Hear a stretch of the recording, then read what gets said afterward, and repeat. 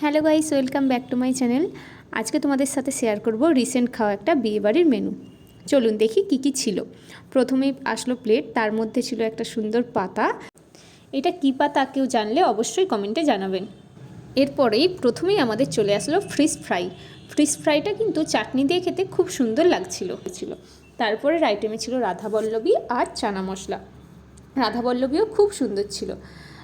রাধাবল্লভী শেষ না হতে হতেই আসলো ভাত, ডাল আর ঝুরি আলু ভাজা। কার কার ঝুরি আলু ভাজা খেতে ভালো লাগে অবশ্যই কমেন্ট করে জানাবেন। তারপরেই চলে আসলো আমাদের থালাতে বাঙালির সবথেকে প্রিয় ভেটকি পাতুরি। কার কার ভেটকি পাতুরি ভালো লাগে অবশ্যই জানাবেন। ভেটকি পাতুরিটা কিন্তু খুব সুন্দর ছিল। তারপরে ছিল বাসন্তী পোলাও, আর পোলাওয়ের কম্বিনেশনে ছিল খাসির মাংস। খাসির মাংসটা কিন্তু খুব সুন্দর হয়েছিল। তারপরে আসলো আমের চাটনি, পাঁপড় ভাজা, আর ছিল মিষ্টির মধ্যে লর্ড চমচম। আর মিষ্টিটাও ছিল খুব সুন্দর খেতে। তারপরে ছিল ক্ষীরের নিখুঁতি।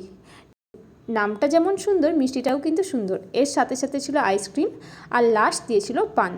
থ্যাংক ইউ সবাইকে।